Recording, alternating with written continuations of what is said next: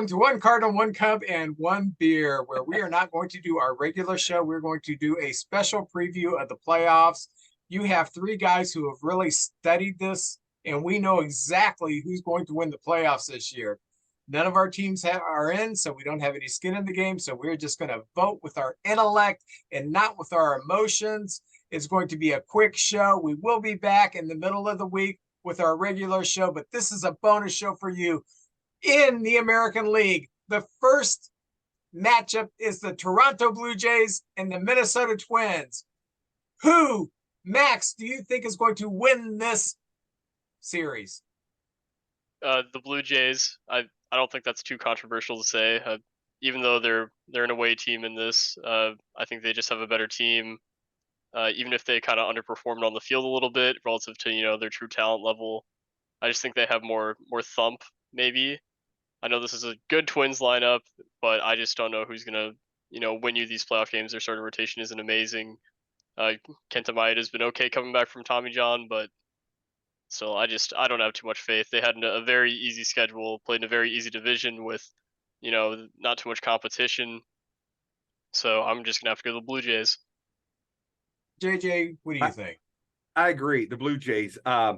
I tell you what, for the whole season, their pitching staff had a 3.74 ERA. They got a great pitching staff, a good bullpen. But the surprise has been their hitting. People thought they would hit better. They've come on strong. They're in a very tough division.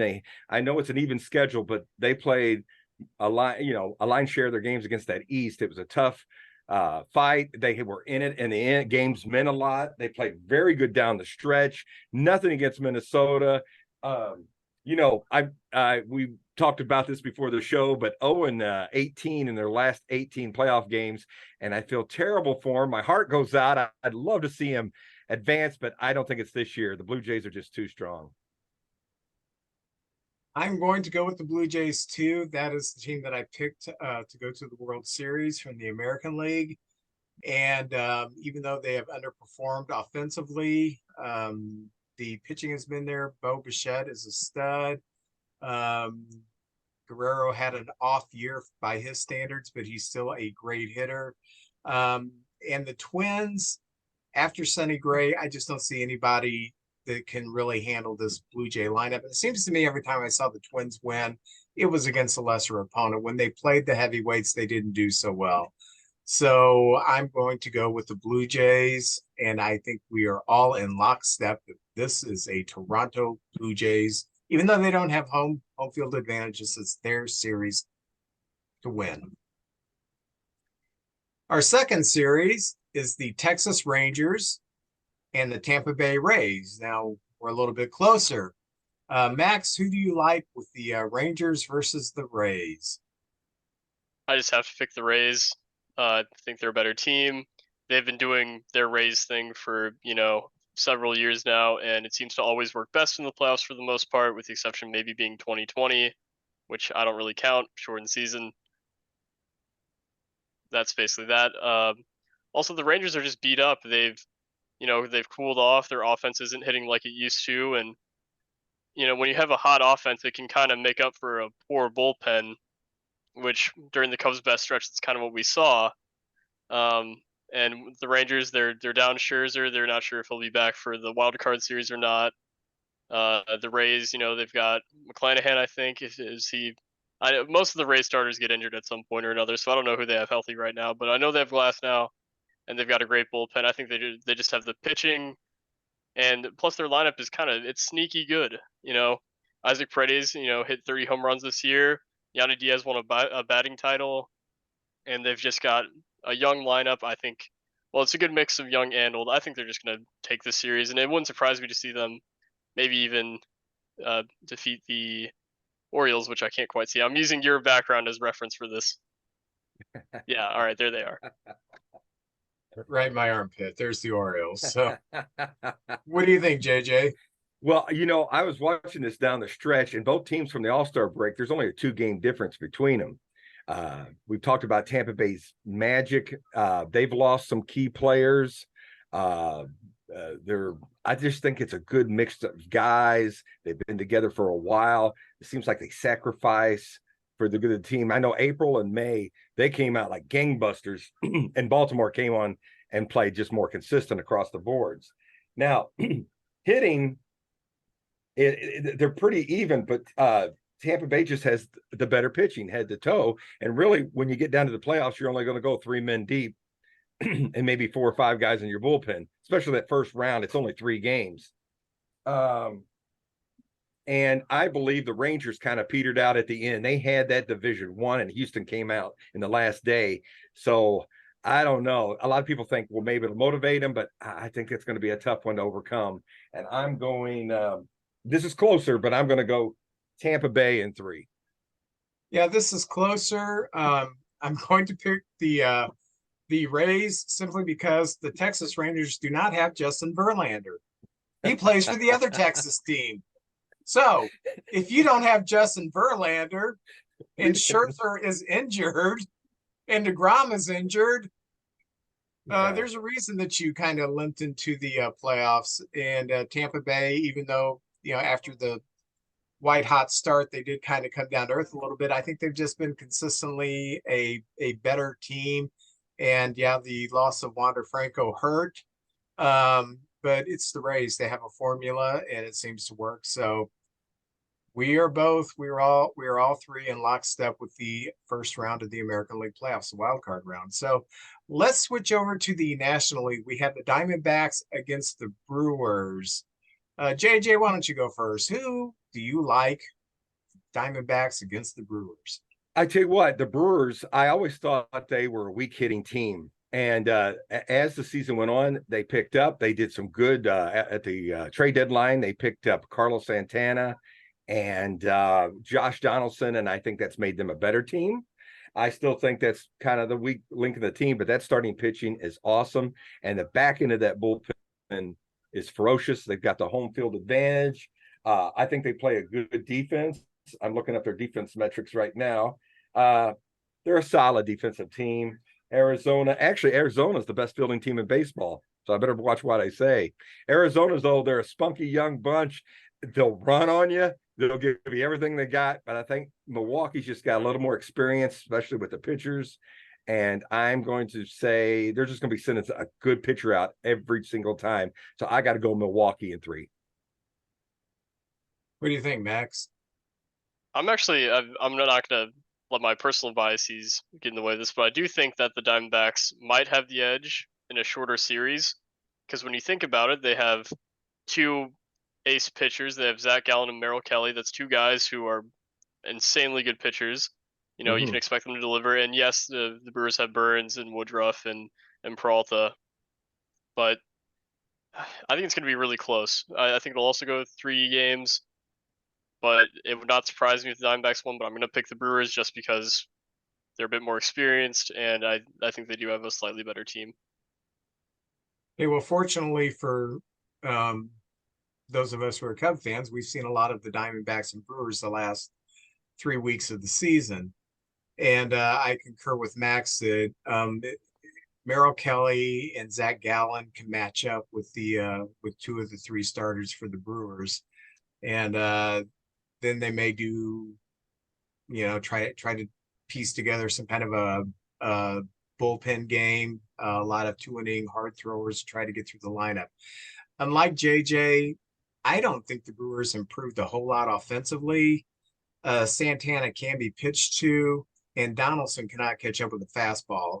Watched him for 3 games this weekend, and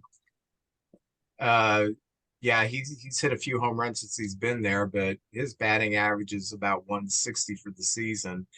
And he can be pitched to. So I wasn't so impressed with what they picked up. I'm more impressed with Yelich has had a great season. He's not the power hitting MVP anymore, but he's had a really good season, shown some great leadership. And William Contreras has come into his own. He was an all-star a year ago. This year he's had another really good season. But I think I'm going to have to give the edge to the Brewers. But this is something that I could foresee happening.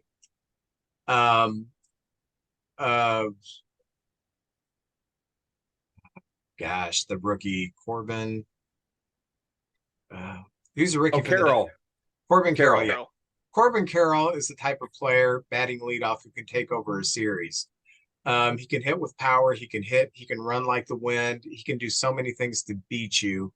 So if he goes off, that could be a factor in the Diamondbacks winning. I'm going to pick the Brewers, but it wouldn't surprise me if the Diamondbacks won this.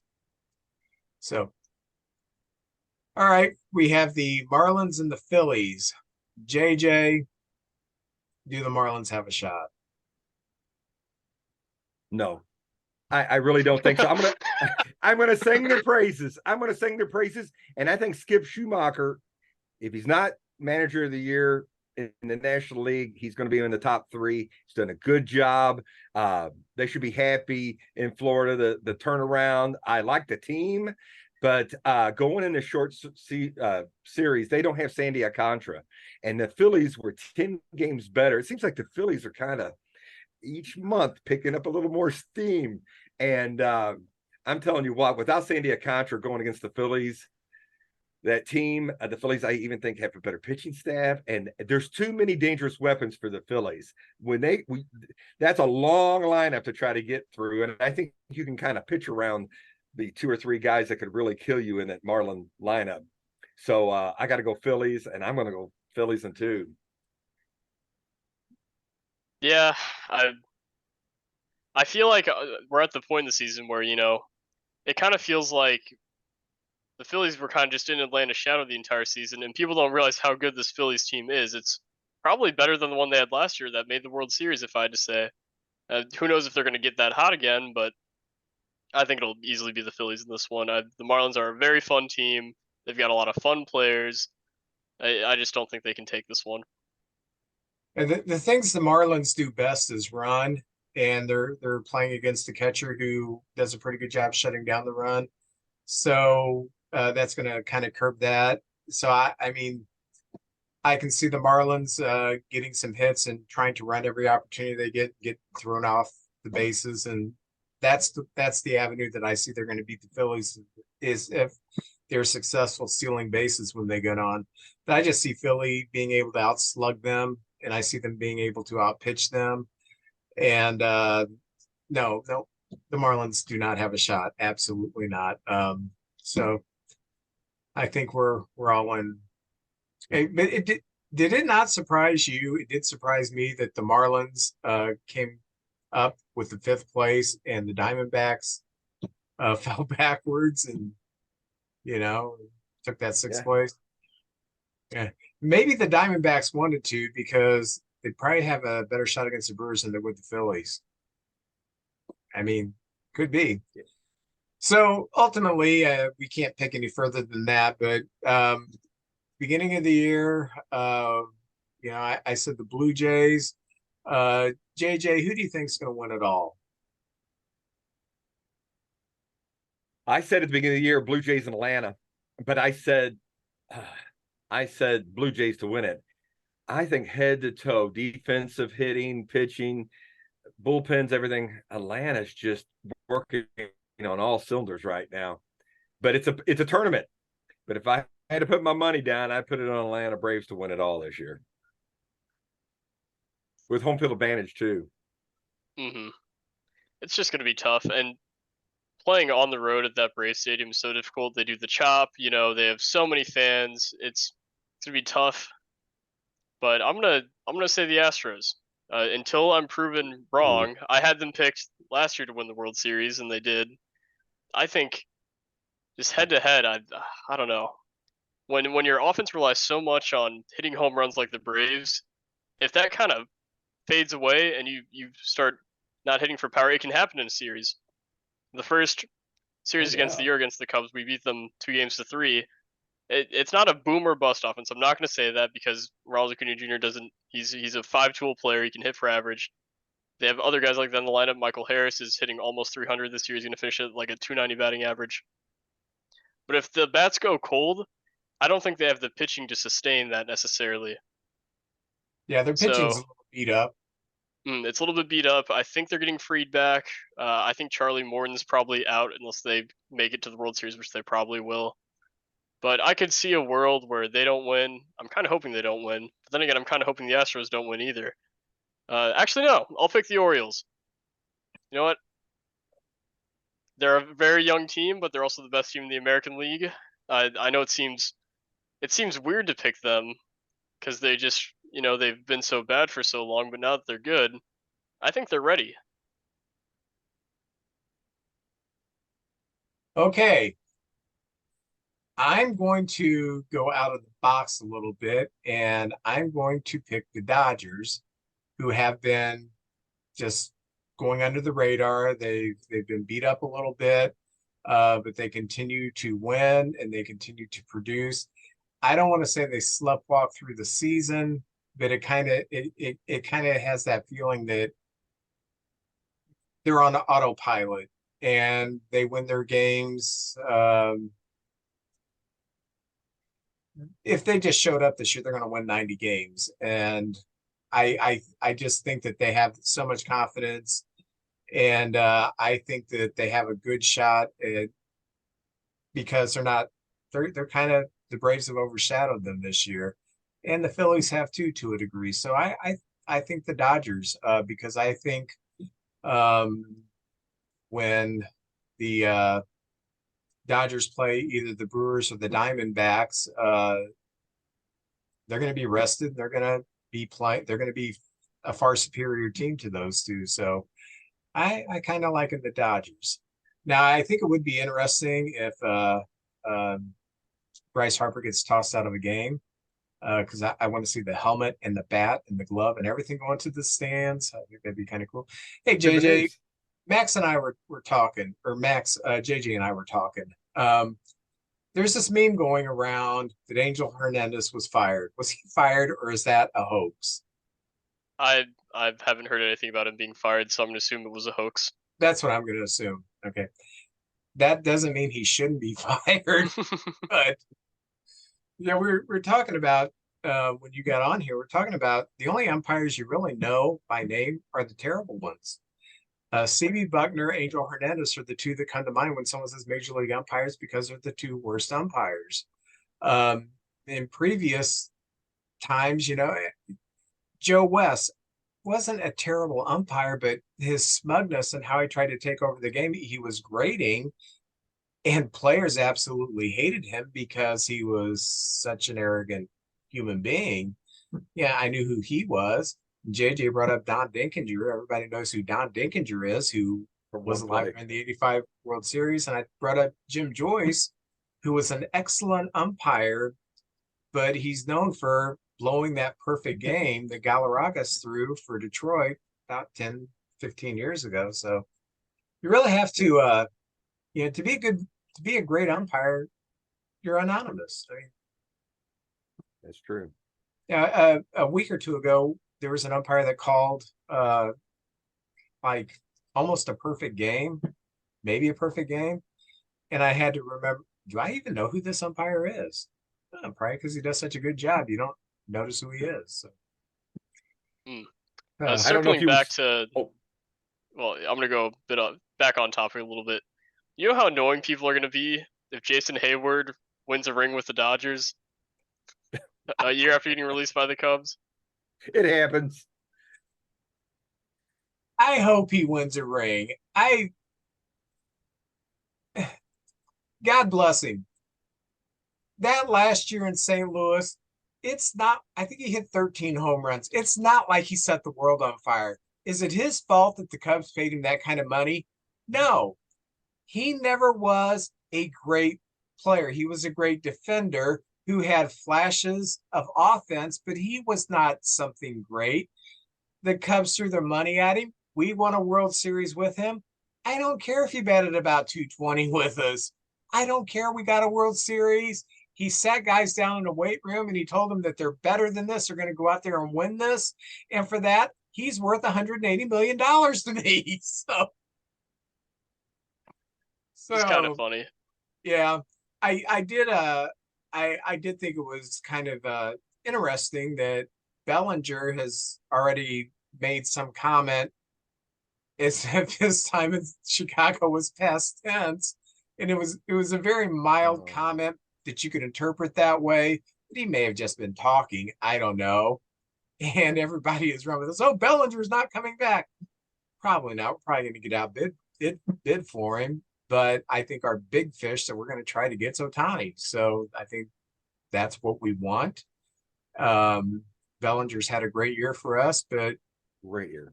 if he wants to go somewhere else for more money, yeah, okay. Thank you for a great summer.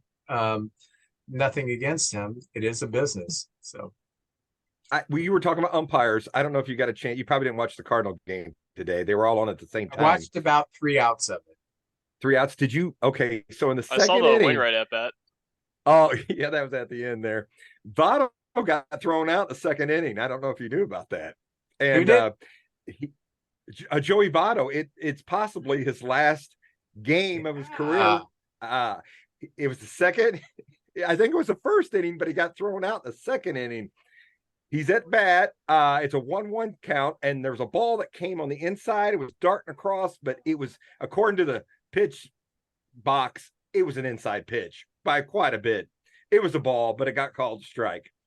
He ended up striking out on a curveball on about the 5th pitch. Well, he went and looked at the video. I guess he yelled something from the dugout. They threw him out of the game. He came out. He later tweeted that it was his fault. I don't know what he said. He must have said the magic words.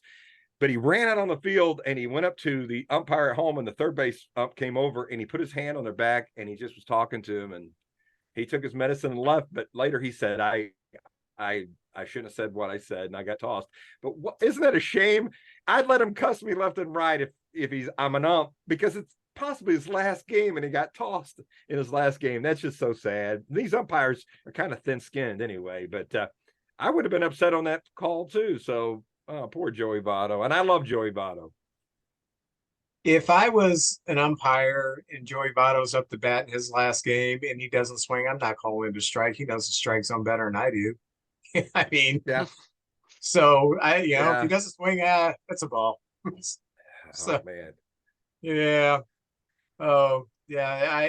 If that's his last game, that's a shame. And I do think that he's planning on retiring. So, oh well. Well, gentlemen, I do thank you, and I'll see you in a couple of days, and we'll start looking at the. Well, we may have a couple teams move on by then. So, oh, wait a minute. That'd be Tuesday night. Nobody's. No, it's the first day. Yeah. Yeah. So we'll be right here, and we'll kind of talk about how the season ended for both teams, as if it's a big surprise to anybody. But hey, hope you enjoyed our little special, and let's have some good playoffs. All right.